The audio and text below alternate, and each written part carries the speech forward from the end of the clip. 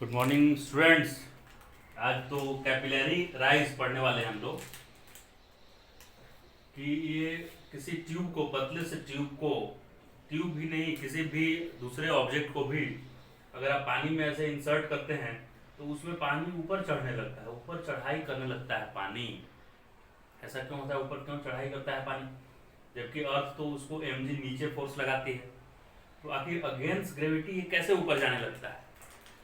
तो आप जब भी बिस्किट या ब्रेड खाते होंगे चाय के साथ, चाय तो नहीं पानी है अभी, तो अगर उसमें आप डिप करते होंगे ऐसे ब्रेड को या बिस्किट को, तो आपको ध्यान होगा कि आप इसको ऐसे इंसर्ट करते हैं थोड़ा सा और इसमें धीरे धीरे धीरे धीरे पानी ऊपर देखिए चढ़ते जा रहा है, चढ़ते जा रहा है। क्या बात है, नज़दीक से देखिए। पूरा मैंने पूरा नहीं डिप किया है लेकिन इसको रखे रहते हैं, देखिएगा ना, रखे रहिएगा रखे रहिएगा, पानी ऊपर खींचते जाएगा खींचते जाएगा, जा रहा है ऊपर। ये तो आपने भी एक्सपीरियंस किया होगा, ऐसे होता ही है। आधा देखिए, आधा बिस्किट पूरा भीग गया जबकि मैंने डुबाया नहीं है आधे को। ऐसे देखिए पूरा ऊपर तक भीग जाएगा। ऐसे आप ट्राई कीजिएगा, मैं ऐसे रखे रखिएगा थोड़ा सा डुबा कर, तो पूरा ऊपर तक पानी आ जाएगा, ऊपर पानी आ जाता है। तो हम खा लेते हैं फिर आगे करेंगे।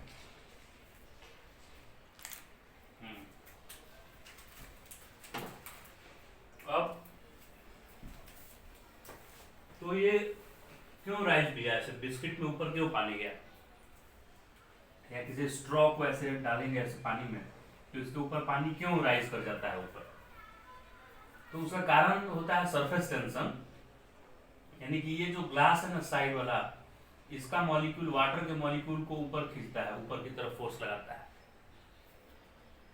तो एक्चुअली यहाँ एंड वाला मॉलिक्यूल को देखेंगे, यहाँ पे जो मॉलिक्यूल रहेगा वो इस वाले बाजू वाले मॉलिक्यूल को होल्ड करके रखेगा। ये बाजू वाला अपने नीचे वाले को गिरने नहीं देगा, ये अपने नीचे वाले को गिरने नहीं देगा, सब एक दूसरे को बचाए रहेंगे। तो सबसे ज्यादा किस पे फोर्स लगेगा? जो एकदम यहाँ होगा, इस पे पूरे का लोड देखिए, यहाँ से यहाँ तक का लोड इसके ऊपर। तो सबसे ऊपर के लिए हम यहाँ पे निकालेंगे कि कितना हाइट तक ये राइज कर जाएगा। मान लेते हैं ये एच ऊपर चला गया, इस लेवल से एच ऊपर चला गया, तो इस एच को ही बोलते हैं कैपिलरी राइज। तो हम इधर से स्टार्ट कर रहे हैं कि क्या होगा, देखते हैं। तो सर इधर हवा दिख रहा है मुझे, एयर, तो यहाँ पर एटमॉस्फेरिक प्रेशर होगा, एयर के मॉलिक्यूल इसको मार रहे होंगे, जा नीचे जा नीचे। और ये वाटर वाला मॉलिक्यूल भी बोल रहा होगा एयर को, ऐसे ऊपर फोर्स लगा रहा होगा कि नहीं जाऊंगा नहीं जाऊंगा, मेरे नीचे जगह ही नहीं है, बहुत सारे मेरे नीचे मॉलिक्यूल हैं, कहाँ मैं जाऊंगा। तो एट इक्विलिब्रियम ऊपर से नीचे का प्रेशर इक्वल हो गया होगा, वाटर जो ऊपर प्रेशर लगा रहा होगा, और इस पॉइंट का प्रेशर इसीलिए हम बोलते हैं कि ये एटमॉस्फेरिक प्रेशर के बराबर हो गया। जी, जिधर जी बढ़ता है यानी ग्रेविटी जिधर लगती है उधर जाने पे प्रेशर बढ़ता है। तो इधर प्रेशर पी नॉट है, तो इससे मान लेते हैं हम एक्स अंदर चलेगा या डी अंदर चलेगा, तो यहाँ का प्रेशर पी नॉट, तो यहाँ का P not plus row G D हो जाएगा।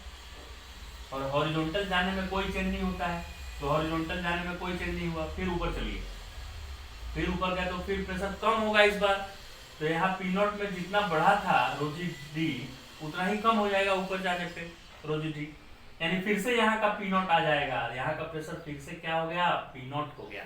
यानी एटमॉस्फेरिक प्रेशर यहाँ भी रहा और यहाँ भी एटमॉस्फेरिक प्रेशर पी नॉट ही हो गया। अच्छा सर अब फिर ऊपर जाइए जरा, तो ऊपर तो अगेंस्ट ग्रेविटी जा रहे हैं, जिधर ग्रेविटी लगता है इफेक्टिव ग्रेविटी उधर प्रेशर बढ़ता है, ऊपर जा रहे हैं तो प्रेशर कम होगा। तो यहाँ पी नॉट, तो यहाँ का प्रेशर मान लीजिए एच हाइट तक है। अच्छा इस गड्ढे को कंसीडर नहीं कर रहे हैं हम, ऐसा मान के चल रहे हैं कि यहीं तक लिक्विड है, यहीं तक लिक्विड है, यही हाइट एच है। ये थोड़ा सा लिक्विड जो यहाँ यहाँ फंस गया है उसको नेग्लेक्ट करके चल रहा है डेरिवेशन करते समय। तो यहाँ तक एच हाइट तक है, तो कितना इंक्रीज कर गया, यहाँ पी नॉट था, यहाँ पे P not plus row g H, यहाँ का प्रेशर आ गया।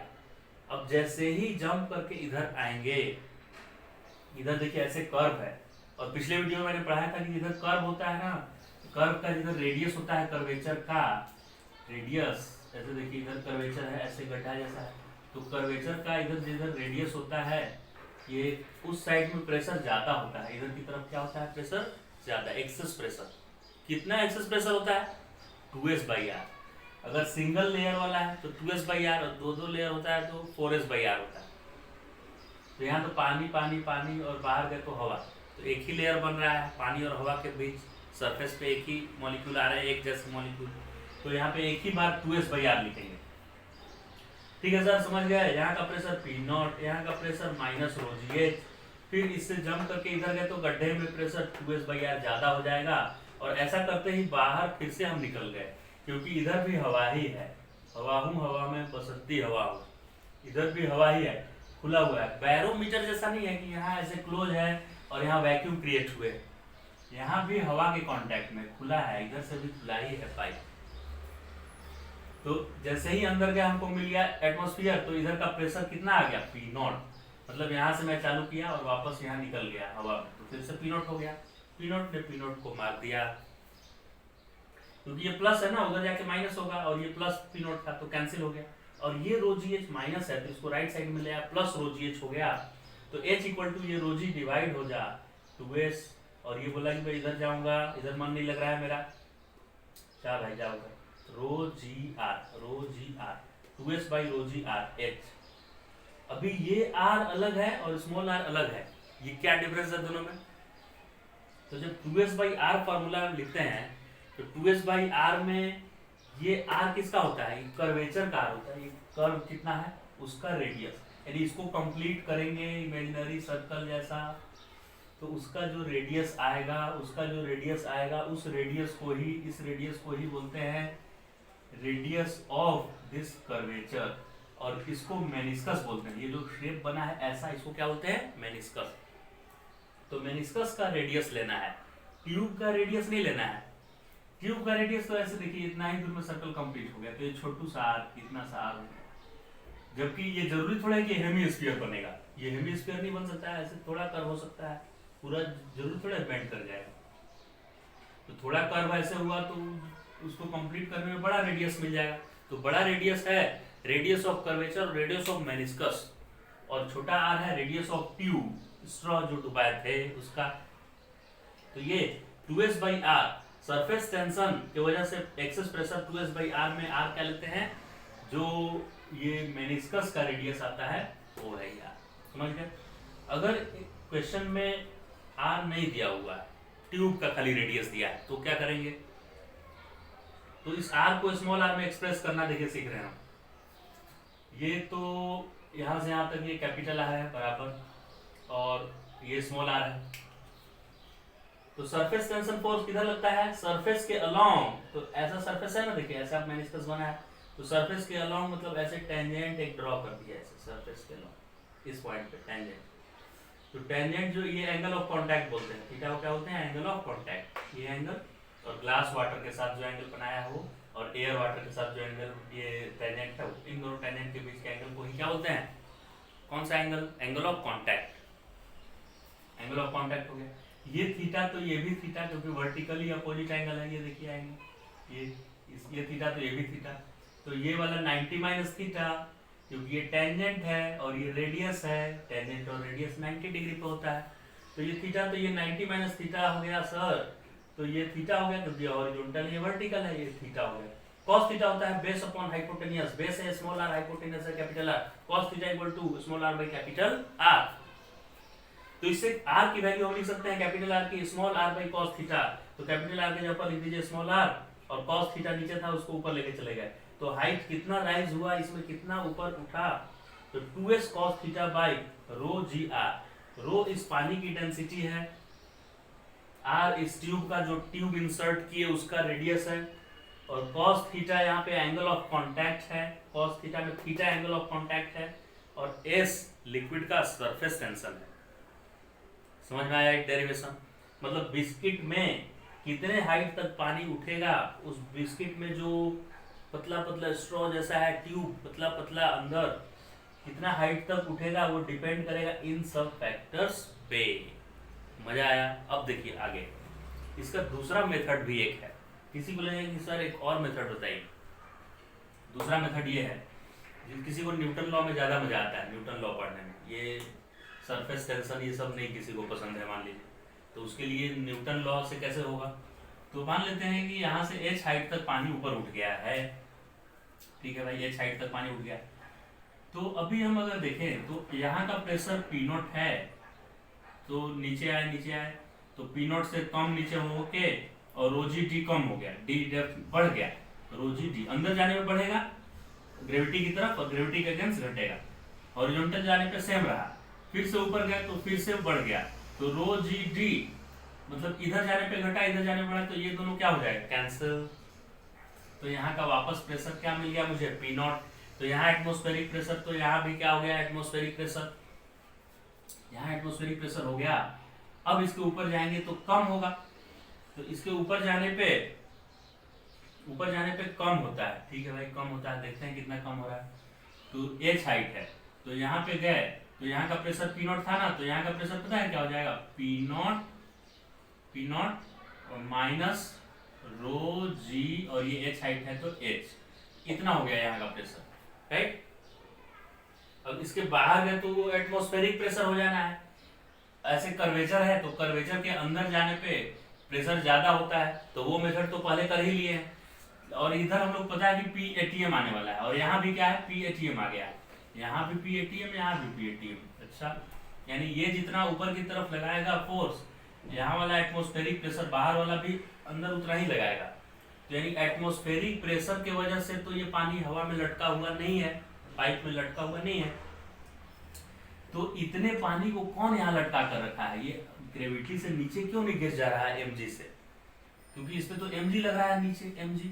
तो वही ये सरफेस टेंशन वाला जो फोर्स है, इधर की तरफ फोर्स जो टेंजेंट की तरफ लग रहा है, इसी का एक कंपोनेंट उसको ऊपर की तरफ सरफेस टेंशन वाले फोर्स का एक कंपोनेंट रोक के रखा हुआ है इतने पानी को। आप बोलेंगे सर सरफेस टेंशन तो यहाँ लग रहा है, तो यहाँ वाला मॉलिक्यूल कैसे रुका हुआ है, वो मैग्नेट थोड़ा है कि यहाँ से यहाँ फोर्स लगा देगा। सरफेस टेंशन तो खाली यहाँ लग रहा है यहाँ पे, जबकि पानी तो यहाँ भी है, ये सब पानी को कौन रोके हुए है, तो ये इस मॉलिक्यूल को रोका है, ये अपने नीचे वाले को रोका है, ये अपने नीचे वाले को, और इस तरह से इतने पानी को सब ऊपर होल्ड करके रखा हुआ है। तो मेन जिम्मेवार कौन है ये सबको, मेन ये सरफेस वाला, इस पे सबसे ज्यादा लोड है, क्योंकि नीचे वाले पे तो इतना ही पानी है, इस वाले पे तो और कम ही पानी है, सबसे ज्यादा लोड इसी के ऊपर है।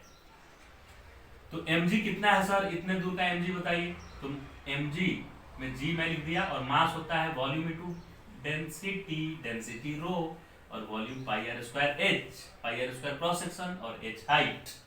तो mg मुझे मिल गया, अच्छा इतना mg आया भाई, इतना mg आया इसका।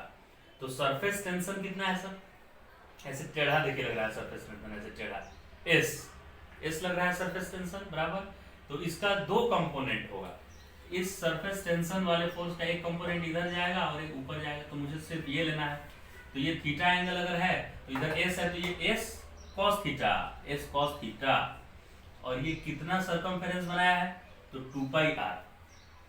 इस बार कैपिटल आर मत लिख दीजिएगा, क्योंकि ये मॉलिक्यूल इतने ही दूर वाले मॉलिक्यूल है ना, ट्यूब वाले ही मॉलिक्यूल हैं। इस बार मुझे मॉलिक्यूल देखना है कि कितने मॉलिक्यूल सरफेस पे हैं, मेनिस्कस नहीं देखना है इस बार, कितने मॉलिक्यूल सरफेस पे हैं। तो ये स्मॉल आर वाले रेडियस के सरकमफेरेंस इतना, तो 2 पाई आर में लिख दिया। तो सरफेस टेंशन इनटू सरफेस पे जितने मॉलिक्यूल है, यानी 2 पाई आर, तो इतना ही फोर्स इस mg को होल्ड करके रखा है।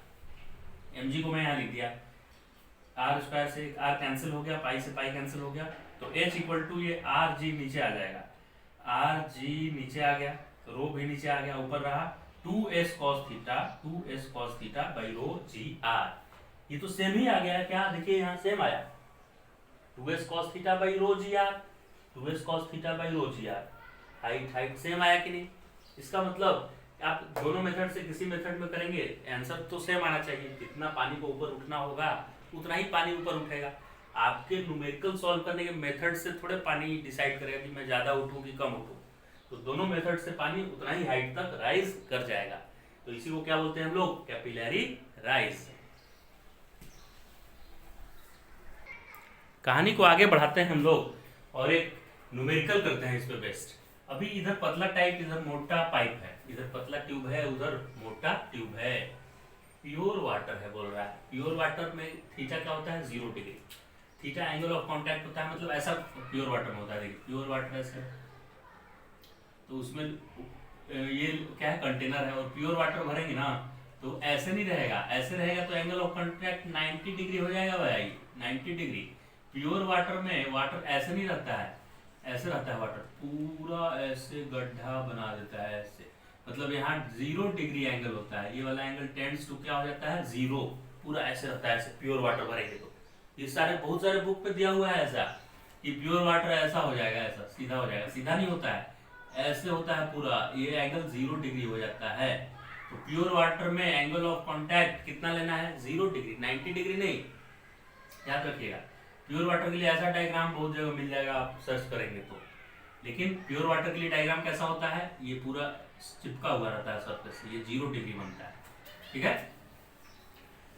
अच्छा सर, प्योर वाटर 0 डिग्री याद रखेंगे, तो अभी बताना है कि इधर हाइट और इधर हाइट में क्या डिफरेंस होगा, ये बताना है, डिफरेंस बताना है हाइट का, ठीक। सरफेस टेंशन एस है दिया हुआ, और इधर का रेडियस r1 है, और इधर का रेडियस, इस पाइप का रेडियस r2 है। कैसे सॉल्व करेंगे अब इस हाइट में डिफरेंस, तो यहाँ से चालू हो जाएंगे। यहाँ का प्रेशर कितना है, हवा है सर, इधर हवा के कांटेक्ट में, तो एटमॉस्फेरिक प्रेशर है P0, तो यहाँ का प्रेशर मैंने लिख दिया P0। फिर नीचे आते हैं, नीचे तो ये कर्व जहाँ रहता है, आपको पता है इधर का प्रेशर ज्यादा होता है और कर्व के इधर जाने पे प्रेशर कम हो जाता है, क्योंकि ऐसे ऐसे है ना कर्वेचर ऊपर की तरफ, तो इधर प्रेशर ज्यादा होगा तो इधर कम होगा 2s/r, तो इधर 2s/r cos थीटा कम हो गया। सर ये आपने cos थीटा क्यों लिखा, क्योंकि कैपिटल R लिखते तो मेनिस्कस का रेडियस हो जाता है, अब स्मॉल r के टर्म में लिखे हैं इसलिए कैपिटल R, और स्मॉल r में क्या रिलेशन था, कैपिटल R इक्वल टू था small r by cos theta. अभी तो प्रूफ में देखे, पीछे वीडियो में जाकर देख लीजिए फिर से। तो यहाँ पे कैपिटल R के जगह पर small r by cos theta मैंने लिख दिया, समझ गए। अभी यहाँ तक प्रेशर मिल गया मुझे, अब नीचे आएंगे, नीचे आएंगे तो प्रेशर बढ़ेगा कि घटेगा, ग्रेविटी जिधर है उधर जा रहे हैं तो बढ़ेगा। नीचे गए तो यहाँ H1 बढ़ गया, रोजी H1। यहाँ तक आ गए, हॉरिजॉन्टल जाने में कुछ नहीं होता है तो कुछ नहीं हुआ, यहाँ तक आ गए। फिर ऊपर जाने में कम होता है तो H2 हाइट गए तो रोजी H2 देखिए माइनस हो गया। फिर ऊपर से कर्व को पार कर रहे हैं, बैरियर को पार कर रहे हैं, लक्ष्मण रेखा को पार कर रहे हैं, तो इधर प्रेशर बढ़ने वाला है क्योंकि इधर कर्वेचर है, तो 2s/r बढ़ जाएगा, तो 2s/r2, और फिर से यहाँ क्या लिखना पड़ेगा मुझे, cos थीटा, यहाँ पे जो भी बना होगा एंगल ऑफ कांटेक्ट, और प्योर वाटर है तो एंगल ऑफ कांटेक्ट 0 डिग्री, और एंगल ऑफ कांटेक्ट ये भी प्योर वाटर में 0 डिग्री। प्योर वाटर नहीं होता तो जो भी एंगल ऑफ कांटेक्ट आता है वो लिखते।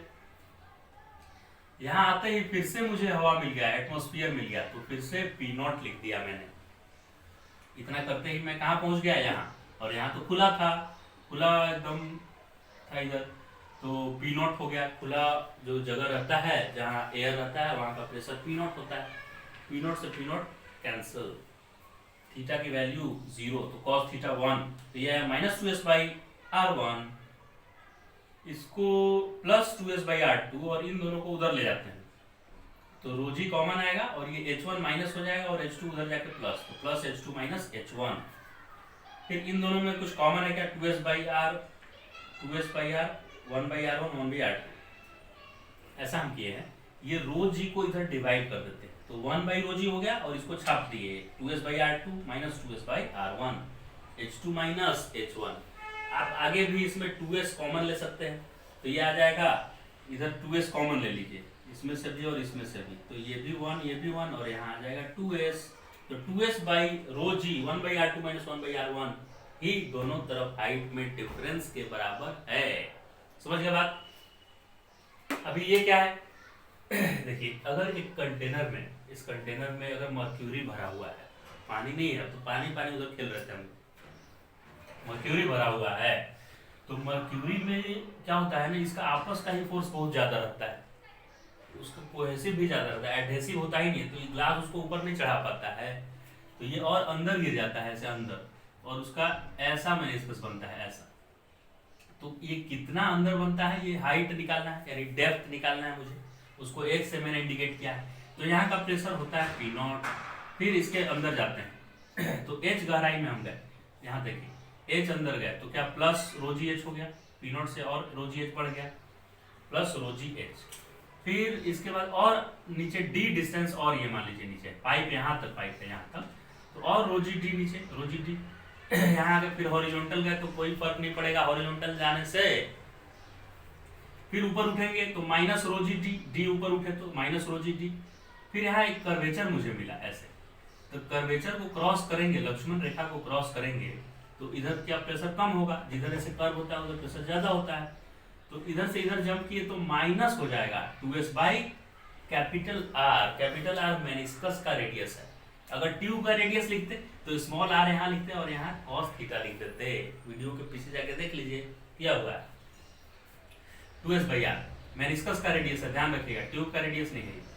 ऐसा करते ही हम यहाँ पहुंच गए और यहाँ तो खुला आसमान था, खुला वातावरण था उधर, तो इधर तो एटमॉस्फेरिक प्रेशर ले लिया तो इक्वल टू एटमॉस्फेरिक प्रेशर पे हम आ गए, इसलिए इसको कैंसिल कर दिया, रोजी डी कैंसिल हो गया। तो ये 2s बाई आर और ये रो जी एच वो इक्वल टू के उधर लेकर चले गए, 2s by r rho g h, तो 2s बाई आर को उधर लेकर चले गए तो और रो जी को डिवाइड कर दिए तो h इक्वल टू आ गया 2s by r divided by rho g, 2s by r और रो जी। मजा आ गया। अगर मेनिस्कस का रेडियस नहीं लिखना है, आपको स्मॉल आर में लिखना है तो यही आंसर कितना आ जाएगा 2s बाई रो जी और कैपिटल आर को लिख दीजिए स्मॉल आर और यहाँ पे क्या लिख दीजिए cos थीटा, cos थीटा। ये था कैपिलरी राइज। उम्मीद है आपको पूरा कैपिलरी राइज अच्छे से समझ में आ गया होगा। अगला कॉन्सेप्ट है कैपिलरी राइज में कि अगर ये पाइप है इतना लंबा इंसर्ट किया हुआ है, कैपिलरी ट्यूब इंसर्ट किया हुआ है और यहाँ तक इस लेवल तक हॉरिजॉन्टल लेवल तक इसमें पानी भरा हुआ है, ऐसे पानी भरा हुआ है पूरा भाई, ठीक है भाई। अब क्या करें, तो इसमें राइज कर गया है, मान लेते हैं ये h हाइट तक, h, तो ये h हाइट जो राइज किया उसका फॉर्मूला अभी अभी हमने डिराइव किया, h equal to 2s cos theta by rho g r, ये फॉर्मूला आया था। अब अगर कोई क्या करेगी, इधर से पाइप को यहाँ से कट कर दे, यहाँ से किसी ने पाइप को ऐसे कट कर दिया, पाइप को काट दिया किसी ने यहाँ से, तो पाइप को काटने से क्या इधर वाला पानी नीचे गिर जाएगा कि ये लेवल नीचे आ जाएगा पानी का, मतलब पानी इसी में नीचे सरक के जाएगा कि पाइप ऐसे यहाँ से हटा देने, कट करना मतलब छोटा पाइप ले लिए, ऐसे करके यहाँ से छोटा पाइप ले लिए तो छोटे पाइप में इतना पानी क्या बाहर ओवरफ्लो हो जाएगा, क्या ओवरफ्लो। तो अभी ये ओवरफ्लो नहीं होता है, ये पानी का लेवल ही इसमें यहीं तक आके रुक जाता है, पूरा यहीं तक। अगर बहुत लंबा पाइप आप ले लिए, सफिशिएंट पूरा जितना लंबा चाहिए ले लिए, तो यहाँ तक आके रुका, तो आप इतना भी लेंगे, इतना से कट करेंगे तो भी इतना ही रुकेगा, इतना कट कर देंगे तो भी यही रुकेगा। लेकिन ये पानी जहाँ है उधर आकर कट किए, इधर से छोटा कर दिए पाइप, इससे छोटा, तो पानी एकदम टॉप लेवल पे जाके रुक जाएगा। नहीं रुकने से क्या दिक्कत है, लॉ ऑफ नेचर फिर रॉन्ग होने लगेगा। नेचर का क्या लॉ है, एनर्जी कंजर्वेशन। तो यहाँ एनर्जी कंजर्वेशन का लॉ ब्रेक हो जाता दिख रहा है। कैसे, देखिए, अब आप एक लंबा पाइप ऐसे ले लिए, अब उसमें से h हाइट अगर चढ़ना था, h हाइट चढ़ना था, तो ये छोटा पाइप लेते तो बाकी जो हाइट इसका नहीं है उतना पानी अपने आप बाहर इसमें से गिर जाना चाहिए, छोटा पाइप लेने पे। तो ये मान लेते हैं यहाँ से हाइट 2 मीटर तक चढ़ाई कर रहा है ये हाइट, तो हम 1 मीटर का अगर पाइप इंसर्ट करेंगे स्ट्रॉ, तो बाकी आधा मीटर इतना पानी मुझे मिल जाएगा इधर बिना मोटर लगाए। मोटर लगाएंगे नहीं, खाली ऐसे डिप करेंगे, इधर से पानी निकल जाएगा इधर आधा मीटर का। फिर क्या करेंगे, यहाँ पे एक और कलेक्ट कर लेंगे पानी को, ऐसे टेढ़ा पाइप रख लेंगे ऐसे, और इस पानी को इसमें क्या कर लेंगे, कलेक्ट करके इसमें फिर से हम एक पाइप आधे लेंथ वाला, 1 मीटर लेंथ वाला पाइप फिर से लगा देंगे, तो फिर से इसमें आधा लेंथ तक उठेगा, आधा मीटर, और आधा मीटर पानी जो बचेगा उसको कलेक्ट कर लेंगे। ऐसे करते करते हम जितना ऊंचाई पे चाहेंगे वहां तक पानी को लेकर चले जाएंगे, और बिना किसी एनर्जी के अपने आप ये वाटर जो था बहुत हाइट तक चला जाएगा, जितना हाइट चाहेंगे उतना ऊपर टैंक में जाके स्टोर भी हो जाएगा, इलेक्ट्रिक बिल भी नहीं आएगा, मोटर नहीं लगाना पड़ेगा घर में, अपने आप पानी टैंक में स्टोर हो जाएगा जाकर। तो ये नेचर के लॉ के अगेंस्ट हो गया। इसलिए ये लिक्विड क्या करता है कि अगर आप छोटा पाइप ले लिए, अगर 2 मीटर चढ़ाई करना था, आप आधे मीटर का ही लिए, तो ये इसमें से क्या एडजस्ट करेगा, वो आधे मीटर, इसको आधा ही होना, इसको कम होना है पहले से। ये बेचारा कम होगा नहीं, ये बोलेगा मैं तो 2 मॉलिक्यूलर के बीच का इंटरमॉलिक्यूलर हूँ, मैं क्यों कम हूँ। ये आर बोलेगा पाइप तो रेडियस क्यों चेंज होगा, तो पाइप तोड़ना थोड़े है, तोड़ना है नहीं, पाइप बड़ा छोटा नहीं करना है, आर भी चेंज नहीं होगा। जी तो 9.8 फिक्स है। पानी की डेंसिटी भी बोलेगा कि मैं उतना ही डेंस रहूंगा, तो सिर्फ इसका चांस है एडजस्ट होने का, तो एंगल ऑफ कांटेक्ट चेंज हो जाता है। तो यहाँ प्योर वाटर और सफिशियंट हाइट का ट्यूब है, तब प्योर वाटर के लिए 0 डिग्री बनता है। प्योर वाटर और ग्लास के बीच 0 डिग्री कब बनता है, अगर सफिशियंट हाइट का ट्यूब डुबाए हैं, तो बहुत हाइट का डुबा दिए काम भर, जितना चढ़ना है उससे ज्यादा, तब 0 डिग्री बनाएगा। अगर अब सब जितना हाइट तक चढ़ना है उससे भी कम डुबाएंगे तो वो पानी भी 0 डिग्री नहीं बनाता है angle of contact. Angle of contact उसका चेंज हो जाता है, 0 डिग्री से बढ़ जाएगा कुछ ऐसे। तो अभी थीटा की वैल्यू इंक्रीज हो गई, तो थीटा इंक्रीज करने से कॉस थीटा क्या होता है, डिक्रीज करता है, क्योंकि डिक्रीजिंग फंक्शन है। तो ये डिक्रीज करेगा, इसलिए हाइट भी डिक्रीज कर जाएगा और इतने ही हाइट तक पानी उठ पाएगा, इससे ज्यादा उठ नहीं पाएगा। और भी छोटा पाइप लेंगे तो और भी कॉस थीटा का वैल्यू बढ़ जाएगा। ये देखिए 0 से बढ़ते बढ़ते बढ़ते जितना बढ़ेगा थीटा उतना कॉस थीटा कम और उतना हाइट कम, तो अब कम ही हाइट में आके रुक जाएगा ये। अब एकदम हाइट नहीं लेंगे तो पानी उठेगा ही नहीं इसमें, ये पूरा 90 डिग्री हो गया और cos 90 की वैल्यू 0, न्यूमरेटर 0, तो पूरा टर्म 0, तो हाइट 0, 0 हाइट राइज करेगा। समझ गए, ये कैपिलरी राइज से रिलेटेड जितने भी क्वेश्चन सब आएंगे, आप इतना अगर कॉन्सेप्ट क्लियर है तो कोई भी क्वेश्चन आपसे हो जाएगा।